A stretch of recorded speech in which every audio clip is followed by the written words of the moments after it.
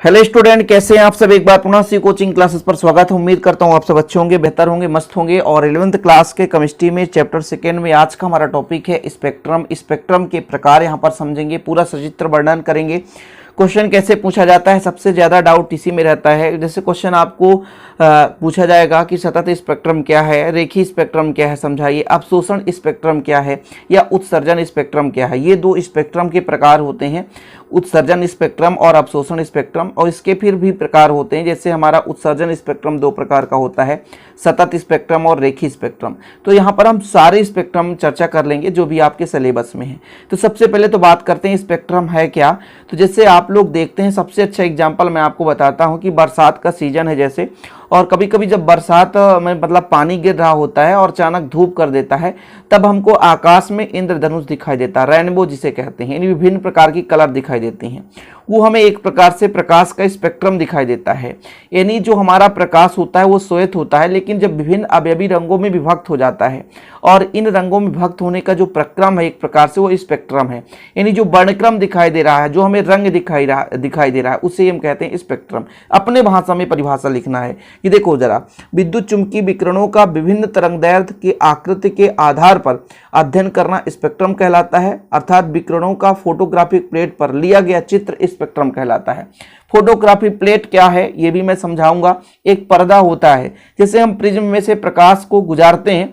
आप ऐसे नॉर्मल भी आप देखना, एक प्रिज्म ले लेना, प्रिज्म को सूर्य से आ रही प्रकाश की किरणों की ओर लगाना, ऑलरेडी आपको कलर दिखाई देगा। वो ऑटोमेटिक क्या होता है, कलर को बांट देता है, श्वेत प्रकाश को बांटता है कलरों में। और उसे यदि हम पर्दे से गुजार दें, यानी प्रिज्म से गुजार कर उससे के सामने पर्दा रख दें, तो एक बढ़िया कलर दिखाई देने लगता है। और उन कलरों को ही कहते हैं, उन चित्रों को ही कहते हैं स्पेक्ट्रम। समझ गए। अब समझ गए होंगे स्पेक्ट्रम क्या है। स्पेक्ट्रम की यदि बात करें, दो प्रकार का होता है, एक उत्सर्जन स्पेक्ट्रम, एक अवशोषण स्पेक्ट्रम। स्पेक्ट्रम का अर्थ समझ लो, नहीं जिंदगी में बहुत दिक्कत होती है, स्पेक्ट्रम का वास्तविक रूप नहीं समझ पाते हैं लोग। अरे मैंने कहा ना भाई साहब, जो कलर प्राप्त होते हैं उन कलर, उन रंगों को ही स्पेक्ट्रम कहते हैं। सिंपल है, जो आकृति दिखाई दे गई, आपने पर्दे पर प्रकाश किरण को गुजारा, पर्दे पर आकृति, वो स्पेक्ट्रम हो गया। आप देखोगे टीवी हॉल पे, जहां पे मान लीजिए शो चलता है, आप किसी पिक्चर को देखने जाते हैं, जैसे नहीं बोलते हैं कि हम टीवी शो देखने जा रहे हैं, वहां पर आपका जो स्पेक्ट्रम मिल रहा होता है, स्क्रीन पर बड़ा सा स्क्रीन लगा रहता है, वहां पे विद्युत चुंबकीय विकिरणों को ही गुजारा जाता है और जाकर के वो पर्दे पर रंग हमें दिखाई, स्पेक्ट्रम के माध्यम से ही। समझ रहे हो, एक स्थान से दूसरे स्थान तक तरंगों के माध्यम से पूरा चित्र ही अंकित कर दिया जाता है। वो सारा चीज क्या है भाई साहब, वो स्पेक्ट्रम है। समझ रहे हैं। स्पेक्ट्रम दो प्रकार का होता है बच्चे लोग, उत्सर्जन स्पेक्ट्रम, अवशोषण स्पेक्ट्रम। अवशोषण का मतलब पहले उसे कहीं ना कहीं से गुजारा जाए, तो उसको कुछ पहले अब्जॉर्ब कर ले, इसके बाद स्पेक्ट्रम दिखाई दे। उत्सर्जन का मतलब है सिंपल है, किसी स्रोत से प्रकाश किरणें उत्सर्जित हो रही हो और उसे प्रिज्म से गुजार दो। पूरा डायग्राम विधिवत समझाया जाएगा, बिल्कुल आप चिंता नहीं करें, थोड़ा समझने की कोशिश करेंगे आप। उत्सर्जन स्पेक्ट्रम है क्या, जैसे फॉर एग्जांपल मैं इस डायग्राम में देखता हूं, देखो जरा इस डायग्राम में देखो, जो कि एक सतत स्पेक्ट्रम का उदाहरण है। यह विद्युत बल्ब है, इस बल्ब से प्रकाश किरणें उत्सर्जित हो रही है, सीधा उत्सर्जित हो रही है। उत्सर्जित मतलब निकल रही है, तो भाई साहब इसको हम कहेंगे उत्सर्जन स्पेक्ट्रम, क्योंकि ये जो उत्सर्जित प्रकाश किरणें, इसको ही हम किसी प्रिज्म से गुजारते हैं, प्रिज्म से गुजारते हैं और उसे हम स्क्रीन पर प्राप्त करते हैं, एक पर्दे पर प्राप्त करते हैं, तो विभिन्न अवयवी रंग प्राप्त होता है। जैसे यहाँ पर देखो आपका कौन कौन सा हो गया, आर फॉर रेड हो जाता है, और फिर ओ फॉर ऑरेंज हो गया, वाई फॉर क्या हो जाएगा, येलो यानी पीला, जी फॉर ग्रीन हो जाएगा, V for blue, I for indigo, और वी फॉर वायलेट। यहाँ पर भी है, ये भी है, ठीक है, ये भी है। तो इस प्रकार से इसके 7 रंग, बैजानी हपी नाला आपने पढ़ा है, बैजानी से बैगनी, हपी नाला बैजानी, जा से जामुनी, नी से नीला, और फिर से बैजानी, हपी, हा से हरा, पी से पीला, और ना से नारंगी और लाल। ये भाई ट्रिक है, आपको याद करना है तो लिख सकते हो, बैजानी, हपी, नाला, ये 7 रंग हैं, बैगनी, जामुनी, नीला, हरा, पीला, नारंगी, लाल। ये ट्रिक है कि भाई 7 अवयवी रंग मिलते हैं सतत स्पेक्ट्रम में, सतत कंटिन्यूअस स्पेक्ट्रम, एक के बाद एक। सतत का मतलब क्या होता है, कंटिन्यू, एक के बाद एक हमें रंग दिखाई दे जाए। श्वेत प्रकाश में 7 रंग होते हैं। अब किसी भी श्वेत प्रकाश को लें, चाहे वो विद्युत बल्ब से या सूर्य के प्रकाश से, कहीं से भी ले सकते हो ना भाई साहब, तो वो जो हमें एक सतत रूप से 7 रंग दिखाई देते हैं, इसलिए इसे तो कहते हैं हम सतत स्पेक्ट्रम। समझ रहे हो? तो भाई साहब स्पेक्ट्रम 2 प्रकार के, उत्सर्जन स्पेक्ट्रम और अवशोषण स्पेक्ट्रम। अवशोषण स्पेक्ट्रम आगे समझ ही लोगे, मैंने कहा ना इसी प्रकाश किरण को मैं पहले किसी माध्यम से गुजार दूं तो कुछ रंगों को वो भी ले लेगा। भाई साहब आप बहुत सारा सामान लेकर जाओ, पहले मामा के घर जाओ, कुछ बच्चे भी खा लेंगे, बाद में अपने घर पहुंचेगे तो कुछ बचेगा। ऐसे ही होता है, प्रकाश किरण को किसी माध्यम में गुजार दिया हमने तो पहले कुछ माध्यम ले लिया, कुछ रंग ही हमें मिले दी, ऐसा होता है। समझ रहे? मैं फिर से समझाना चाहता हूं, ढेर सारी मिठाइयां, रक्षाबंधन का दिन आ रहा है, आप गए मामा जी के यहाँ तो कुछ मामा के बच्चे भी खाए, बोले भैया आए हो तो कुछ देते जाओ, तो कुछ वहां चला गया, शेष बचाओ घर पे, मतलब घर पहुंचते पहुंचते कम मात्रा में बचता है। और ऐसे ही होता है अवशोषण स्पेक्ट्रम।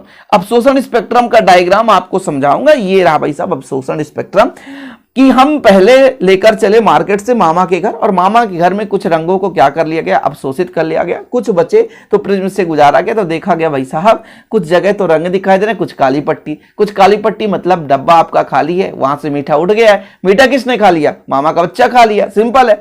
तो भाई साहब यहां से चला, अच्छा मिठाई मामा का बच्चा ले लिया, तो कुछ रंगों को यहां पर प्राप्त करना कठिनाई हो गई, क्योंकि कुछ रंग किसने ले लिया, इस विलयन ले लिया। जैसे विलयन हम सोडियम क्लोराइड का ले लें NaCl, और इसमें श्वेत प्रकाश गुजारते हैं, ये हो जाता है अवशोषण स्पेक्ट्रम। अरे भाई साहब चिंतित मत हो यार, सर बताओ उत्सर्जन स्पेक्ट्रम क्या है? जब किसी स्रोत से उत्सर्जित विकिरण को किसी प्रिज्म से गुजारा जाता, देखो जरा, कहीं से स्रोत से हमने उत्सर्जित विकिरण लिया और प्रिज्म से गुजार दिया, और फिर इन्हें फोटोग्राफिक प्लेट पर प्राप्त किया, तो जो हमें रंग दिखाई देता है, जो हमें चित्र प्राप्त होता है, तो इस प्रकार के जो स्पेक्ट्रम होते हैं उसे हम कहते हैं उत्सर्जन स्पेक्ट्रम। यानी प्रकाश किरणें कहीं से उत्सर्जित हो गई और हमें रंग प्राप्त हो गया, उसे हम उत्सर्जन स्पेक्ट्रम कहते हैं। सिंपल है, और कुछ है नहीं भाई साहब, समझ रहे हो? उत्सर्जित हुआ और उसे हम स्पेक्ट्रम कहीं प्रिज्म से गुजार दिए तो जरा रंग दिखाई दिए, उसे हम उत्सर्जन स्पेक्ट्रम कहते हैं। इसके 2 प्रकार होते हैं, पहला आपका सतत स्पेक्ट्रम, दूसरा रेखीय स्पेक्ट्रम। सतत में क्या होता है, जब सूर्य अथवा जलते हुए बल्ब से प्राप्त श्वेत प्रकाश को किसी प्रिज्म से गुजारा जाता है तो श्वेत प्रकाश अपने 7 अवयवी रंगों में विभक्त हो जाता है, जो एक दूसरे से सतत रूप से जुड़े रहते हैं। इस कारण इस प्रकार के स्पेक्ट्रम को सतत स्पेक्ट्रम कहते हैं। आप देखो स्क्रीनशॉट लेना है ना, तो ले लो भाई साहब। देखो जरा, हमने क्या समझाया कि जब हम क्या करते हैं, प्रकाश किरण कहीं से भी ले सकते हैं, चाहे सूर्य के प्रकाश को ले लो, चाहे विद्युत बल्ब से ले लो, सफेद बल्ब से, उस उत्सर्जित विकिरण को यानी प्रकाश को हम क्या करते हैं, एक प्रिज्म से गुजारते हैं। तो ये जो आपका श्वेत प्रकाश है 7 अवयवी रंगों में विभक्त हो जाता है, और ये जो 7 अवयवी रंग हैं बच्चा लोग, तो ये क्रम से मिलते हैं आपको। बैजानी हापीनाला की मैंने बात की, ये क्रम से मिलेंगे, एक के बाद एक कलर आपको दिखाई देगा, एक के बाद एक कलर आपको दिखाई देगा, इसलिए इसे हम कहते हैं सतत, कंटिन्यू है, एक के बाद एक रंग, हमें कहीं भी कोई रंग गैप नहीं है, पूरे 7 के 7 कलर। सफेद रंग में 7 कलर ही होता है भाई साहब, सफेद जो कलर होता है उसमें 7 रंग आराम से होते हैं ना, यानी 7 कलर होते हैं, 7 रंगों से मिलकर बना होता है सफेद रंग। तो भाई साहब वो 7 रंग हमें स्पेक्ट्रम के रूप में प्राप्त हो जाते हैं, पर्दे में दिखाई देते हैं, इसलिए इसे कहते हैं सतत स्पेक्ट्रम, कंटिन्यूअस। इसके बाद आता है आपका रेखीय स्पेक्ट्रम। देखो जरा, रेखीय स्पेक्ट्रम क्या है, इसमें हम डायरेक्ट किसी बात करें किसी प्रकाश स्रोत से उत्सर्जित प्रकाश किरण नहीं लेंगे, इसको हम एक माध्यम बनाकर लेंगे। जब किसी वाष्पशील लवण को बुंसल ज्वाला में रखकर निम्न दाब पर किसी गैस में विद्युत विसर्ग किया जाता है तो इनमें से कुछ प्रकाश उत्सर्जित होती हैं। समझने की कोशिश करेंगे ये रेखीय स्पेक्ट्रम कैसे बनाते हैं। बुंसन ज्वाला क्या है, ये कांच का पात्र हो गया, दोनों साइड से हमने वायर लगा दिया जिसके माध्यम से विद्युत धारा प्रवाहित कर सके, और बीच में हमने कुछ न कुछ वाष्पशील लवण मिला दिया, तो ये बन गया बुंसन ज्वाला। क्या बन गया भाई साहब, बुंसन ज्वाला। अब इस बुंसन ज्वाला के माध्यम से हम क्या कर रही है, विद्युत धारा प्रवाहित कर दी। ठीक है, जब विद्युत धारा प्रवाहित किए, विसर्ग करना, विद्युत विसर्ग मतलब यहां पर छोड़ दिया हमने, विद्युत धारा छोड़ दिया, तो यहां से प्रकाश किरण निकलने लग गई। अब इस प्रकाश किरण को हम प्रिज्म से गुजारते हैं, इस प्रकाश किरण को हम प्रिज्म से गुजारते हैं, तो फोटोग्राफिक प्लेट पर जो रेखाएं पास पास तो समूह के रूप में दिखाई देती हैं। जैसे यहां पर मैंने 2 कलर बना, 2 ऐसे समूह के रूप में दिखाई देती हैं, इस समूह के रूप में दिखाई देते हैं। किस रूप में, समूह के रूप में दिखाई देते हैं। किस रूप में, समूह के रूप में। फोटोग्राफिक प्लेट में बहुत सारे पास पास में ये जो है आकृति दिखाई देते हैं, और कुछ स्थानों पर रिक्त स्थान भी रहता है, कुछ स्थानों पर क्या होता है, रिक्त स्थान भी रहता है, जो कि गहरे काले प्रतिबिंब के रूप में होते हैं। तो इस प्रकार का जो स्पेक्ट्रम प्राप्त होता है उसे हम क्या बोलते हैं, रेखीय स्पेक्ट्रम या असतत स्पेक्ट्रम।